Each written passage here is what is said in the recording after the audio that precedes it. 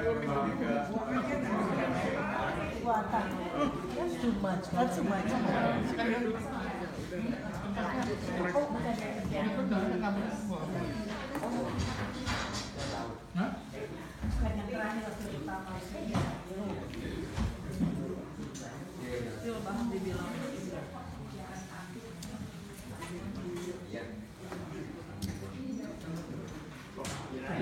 Mari kita membuka kitab Bilangan pasal 16. Please turn your Bible to the book of Numbers chapter 16.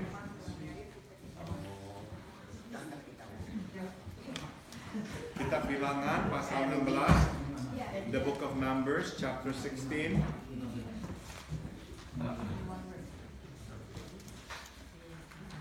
Kita baca satu ayat saja, ayat 15, and we are going to read only one verse, verse 15. Numbers 16, verse 15, Bilangan 16, ayat 15.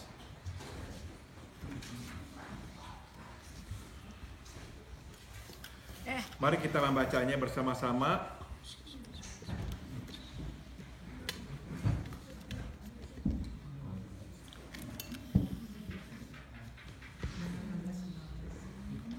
Sudah? Oke. 1, 2, 3.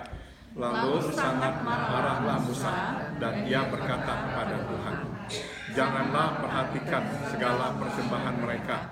Belum pernah kuambil satu ekor keledai pun dari mereka, dan belum pernah kulakukan yang jahat kepada seorang pun dari mereka." Mari kita berdoa, let us pray.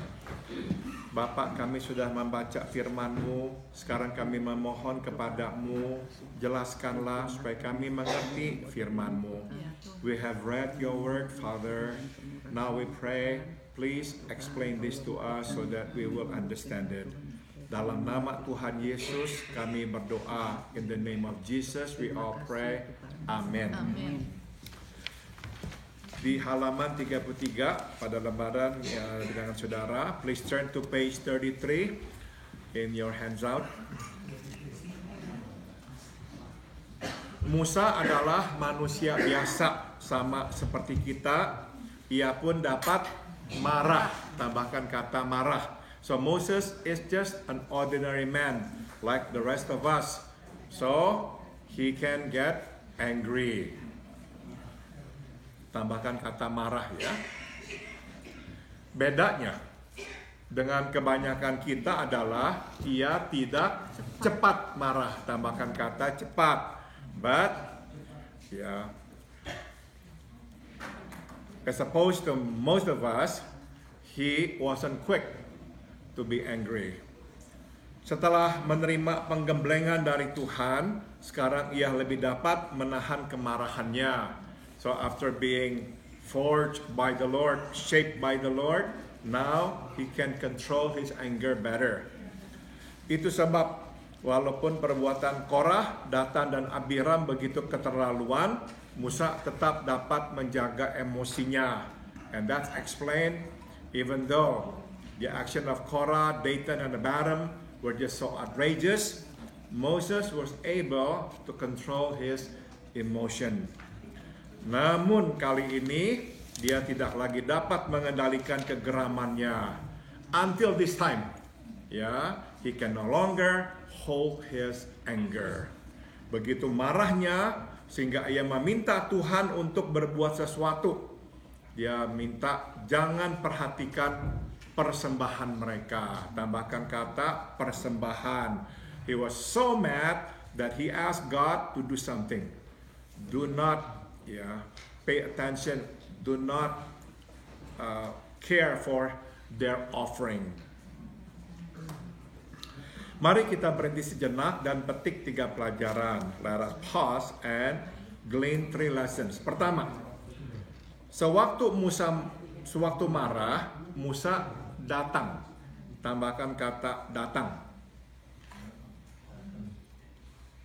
Dan berbicara kepada Tuhan. Dia tidak langsung menghadapi mereka yang membuatnya marah. So the first lesson we can glean is this. When he was angry, Moses comes to God and speaks to God. He does not directly face those who make him angry. Ini pelajaran yang baik untuk kita ingat. Ya, this is a good lesson for us to remember. Berdoa terlebih dahulu sebelum berbicara. Tambahkan kata berbicara kepada orang yang membuat kita marah. So pray first before we speak to the person who makes us angry.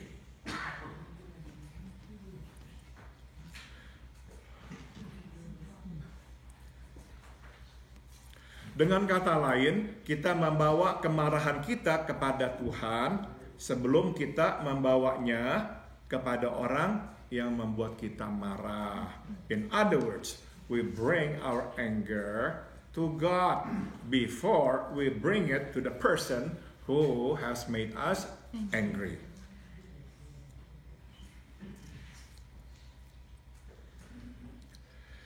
Saudara, ini memerlukan disiplin ya. I know that this requires discipline. Sebab biasanya sewaktu kita marah, in the heat of the moment, we just want to explode.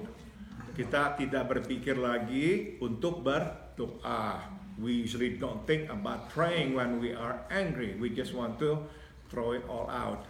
Nah, saudara, ini perlu disiplin ya. This requires a lot of discipline. Tapi saudara, penting sekali kita ingat untuk lakukan ini. But this is really important for us to practice. Whenever we are angry, before we say something to the person who is making us angry, pray first. Always remember to pray first. Sambung lagi. Kadang di dalam doa Tuhan meminta kita untuk tidak, tambahkan kata tidak, mengungkapkan kemarahan atau menundanya. Sometimes, when we pray, God asks us not to express our anger. Sometimes He does that. He says, no, don't be angry. Atau kadang Tuhan meminta kita untuk menundanya. But there are times He says to us, wait, you still need to express your anger, but not now.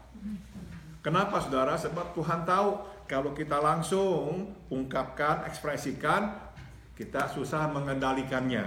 Jadi kadang Tuhan berkata, tunggu, tenang dulu, baru nanti kamu sampaikan kemarahanmu. God knows sometimes we cannot control our anger once we let it all out. So there are times He says to us, be quiet. Don't say anything, at least now.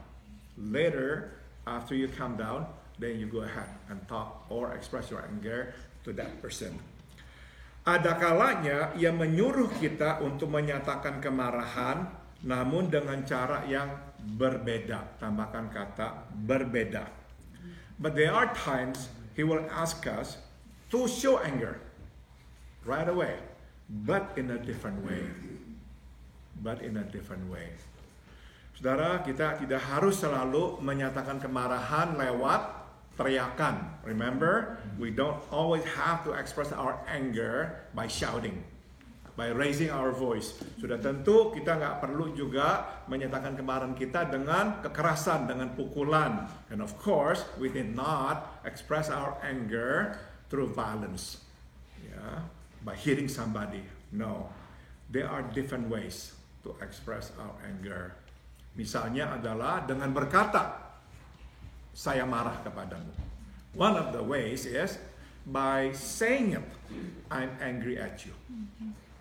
Saudara, perkataan I'm angry at you sebetulnya is as powerful as shouting at somebody else.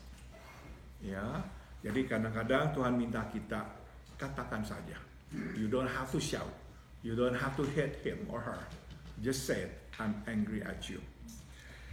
Pelajaran kedua, the next lesson, tentang kemarahan yang dapat kita timba adalah selalu periksa motif kemarahan kita. Tambahkan kata motif. The second lesson about anger, which we can learn, is always look into our motive. Why we are angry. Musa marah kepada mereka sebab selama ini Musa telah memperlakukan mereka dengan adil, jujur, dan hormat. Tambahkan kata hormat. You see, Moses is angry at them because all this time Moses has treated them fairly, honestly, and respectfully. Ya. Sebagai pimpinan, sebetulnya dengan mudah ia dapat menyalahgunakan kekuasaannya. Tapi tidak pernah ia mengambil keledai atau harta mereka, dan tidak pernah ia memperlakukan mereka dengan jahat. You see, as a leader, as the one in charge, he could have easily abused his power. He could have taken their donkey, or he could have seized their property.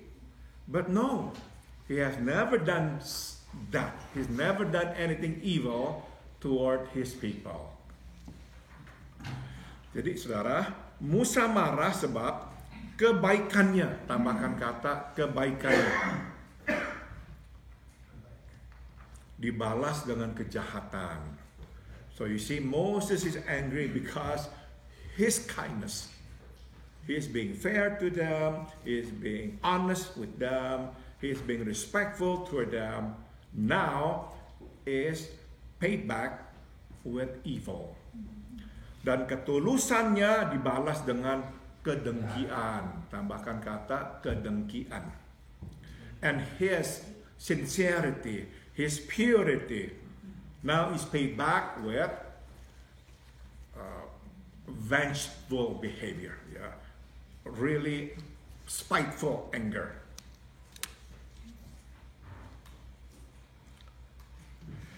Sambung, sewaktu marah kita mesti melihat ke dalam diri dan bertanya, mengapakah saya marah?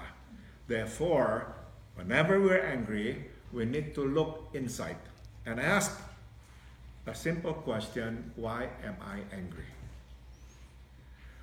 Untuk dapat menyadari motif kemarahan diperlukan kejujuran. Tambahkan kata kejujuran. Now, to know our motive, why we are angry, it requires complete honesty. Dan ini tidak mudah. And it is not easy to be honest with ourselves why we are angry. Sebab begini saudara, sewaktu marah kita ingin membenarkan diri. And the reason why it is not easy is because when we are angry, we would like to justify our anger. Jadi kita akan berusaha menemukan atau lebih tepatnya menciptakan, tambahkan kata menciptakan alasan mengapa kita marah. And that's the reason when we are angry, we try to find reasons or we want to make up reasons why we are angry. Jadi untuk bisa menemukan sungguh-sungguh kenapa kita marah tidak mudah. And that's why I said it is not easy to really find the truth, honestly, why we are angry. Because the need to justify ourselves, the need to come up with the good reason why we are angry is so strong.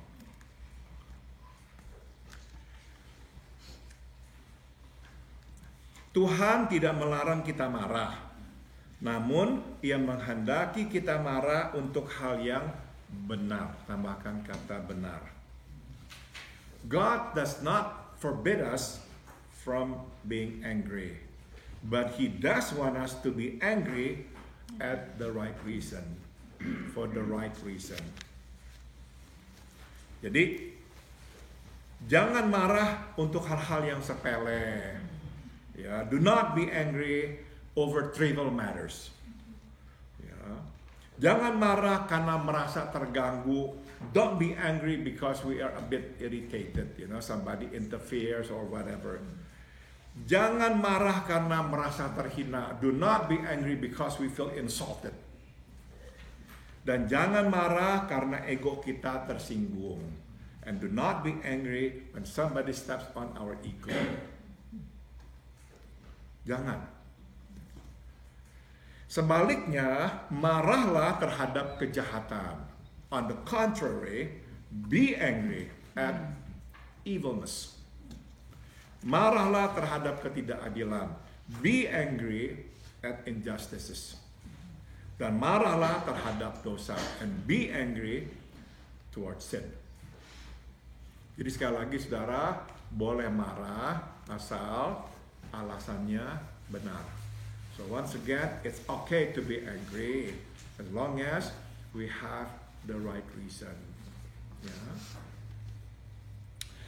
Sambung lagi, Musa marah karena kejahatan. You see here, Moses is angry at evilness. Kebaikannya dibalas dengan kejahatan. Tambahkan kata kejahatan. His kindness is repaid by something evil. Itu sebab Musa datang kepada Tuhan dan memintanya, jangan perhatikan segala persembahan mereka. That's the reason Moses comes to God and asks him, ignore all their sacrifices. Do not look at their sacrifices. Nah, saudara, kata perhatikan yang digunakan di sini berarti mengarahkan kepada, to turn to. Dan dapat diterjemahkan terima atau indahkan. So the word do not pay attention, used here literally means to turn to. And can be translated accept atau caring atau paying attention. Jadi Musa meminta Tuhan untuk membalikkan badan dan menolak bukan saja persembahan tetapi juga mereka. Tambahkan kata mereka. So what Moses is doing here is he's asking God to turn away from these people, to turn his body around and reject not only their sacrifices but also to reject them. Sambung. Inilah yang dilakukan Tuhan terhadap Kain sebagaimana dicatat di Kejadian 4 ayat 4 hingga 5. And this is exactly what God did to Cain. As recorded in Genesis chapter 4 verses 4 and 5. Maka Tuhan mengindahkan Habel dan korban persembahannya. Tapi Kain dan korban persembahannya tidak diindahkannya. God is pleased with Abel and his sacrifices, but God is not pleased with Cain and his sacrifices. Nah, ini pelajaran yang kita mau petik ya. Persembahan tidak dapat dipisahkan dari si pemberi persembahan. You see, we can see here an offering, a sacrifice cannot be separated from the person who brings or who gives the offering or the sacrifices. Kita tidak dapat memisahkan persembahan kita dari siapa kita. Tambahkan kata siapa. Simply put, we cannot separate our offering from who we are. From who we are. Sebab kita lihat tadi saudara, Tuhan tidak memisahkan keduanya. Waktu Tuhan menolak persembahan Kain, Tuhan menolak siapa? Kain. You see the example here. When God rejected Cain's sacrifice, He also rejected Cain. Waktu Tuhan menerima persembahan Habel, Tuhan menerima Habel. When God accepted Abel's offering, he accepted Abel. Jadi keduanya tak terpisahkan. So you see, these two are inseparable. The person who brings the offering and the offering itself. Tidak mungkin Tuhan menolak, tambahkan kata menolak. Persembahan kita, tetapi menerima diri kita. So it is not possible for God to refuse our sacrifices, but accept us. No, nggak mungkin. Kalau dia menolak persembahan kita, dia pasti menolak kita. Dan sama dengan itu, tidak mungkin Tuhan menerima, tambahkan kata menerima persembahan kita, namun menolak diri kita. And similarly, it is not possible for God to accept our offering, but reject us. No.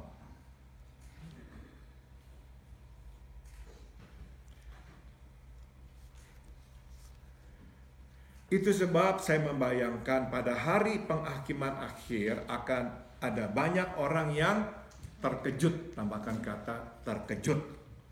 In my wildest imagination, I imagine that at the last judgment, there will be people who are going to be shocked. They will have a cardiac arrest. So shocked. Mereka mengira karena mereka selalu memasukkan uang, tambahkan kata uang, ke kantong persembahan, maka mereka sudah memasukkan diri, tambahkan kata diri, ke kantong Tuhan. You see, they are shocked because they always put their money in the offering box. They think they have put themselves into God's pocket or offering box. Ternyata tidak. It doesn't work that way. Ya, Tuhan melihat siapa yang memberi. Tuhan tidak hanya melihat pemberian itu. Kita mungkin masih bisa memisahkan keduanya. Tuhan tidak memisahkan keduanya. Ya, God always looks at the person who brings the offering, not only the offering itself. We might be able to separate the two, but God doesn't do that. It doesn't work that way. Saya sudah selesai. Apakah ada pertanyaan atau komentar? Silakan. Ada. Silakan, Pak De. Pak Paul, kenapa orang mau Memberontak. ya, kenapa? Jadi mereka ini Dia anak muda. mereka ini jadinya mau mengambil alih kepemimpinan. Mereka berkata bahwa Musa dan Harun itu tuh seolah-olah tidak becus memimpin Israel keluar dari Mesir, tapi kok nggak bawa masuk ke tanah yang Tuhan janjikan. Jadi mereka berkata mereka mau kembali lagi ke Mesir. So they wanted to actually overturn Moses and Aaron's authority because they said, look, you haven't done your job. We're still out in the wilderness. Ya, that's why now let's go back to Egypt. Tapi mereka itu nggak menyadari kenapa mereka nggak masuk ke tanah yang Tuhan janjikan, sebab mereka yang nggak mau masuk. Mereka udah disuruh masuk. Oh, banyak raksasa ala apalah nggak mau masuk. Jadi Tuhan marah. Itu dia bikin lembu emas. Oh, itu sebelumnya pernah. Tapi itu sebelumnya lagi di Gunung Sinai, betul. Tapi lain lagi ini. 40 tahun kan nggak boleh masuk. Oh, bukan. Lagi itu belum Tuhan jatuhkan hukuman itu. Jadi Tuhan baru jatuhkan hukuman itu suatu mereka sudah tinggal menyeberang masuk ke tanah Kanaan. Oh, ada saat gitu. Lain lagi ini. Jadi memang ya you brought up a good ini ya, good issue ya. They never stop rebelling. From early on they have always rebelled. You're right. Nggak berhenti-berhentinya. Jadi setelah penolakan itu kita baru tahu nanti. Jadi kita belum tahu sekarang. Seharusnya ya kita tahu ya. Seharusnya kita tahu bahwa tidak mungkin Tuhan menerima ya. Persembahan ini kalau hidup kita seperti begini, hati kita begini, Tuhan nggak mungkin terima sebetulnya. Tapi kan ada yang rasanya. Kenapa? Ada yang rasanya ya benar aja. Iya, ada. Jadi Karena penolakannya baru kita nanti. rasakan nanti. Jadi tahunnya gimana? Ya kita mesti periksa diri kita ada. Kalau kita tahu hidup kita ini tidak benar gitu ya. Ya Tuhan tahu kita hidup nggak benar. Tuhan lihat semuanya. Nggak ada resipnya ya. Jadi ya. Jadi harus kita tahu sendiri. Oke, mari kita masuk ke dalam kelompok doa kita sekarang. Let's go to our prayer groups. Saudara-saudara, tolong doakan buat Benita ya. Itu adalah istri dari Hans Mulia Patera, uncle dari Enge. Kemarin sudah dioperasi ya. Jadi kita terus doakan dia. Di spine-nya ditemukan lagi mass dan juga ada yang fracture spine-nya. Praying for recuperation. Doakan juga minggu depan Om Arif hari Rabu sudah berangkat pulang ke Indonesia sama Tante Betsy ya. Jadi jangan lupa doakan karena minggu depan Om dan Tante sudah nggak datang lagi. Selama 2 bulan Om ya. Lamaan 2 bulan. Lama bener 2 bulan. Saya pulang cuma 3 minggu. Kan ada anak sama cucu di sana. Saya punya anak punya cucu. Oh ya sorry. Oke. Oke. Ada yang tinggalin kosong. Nih matiin ya gitu. Iya.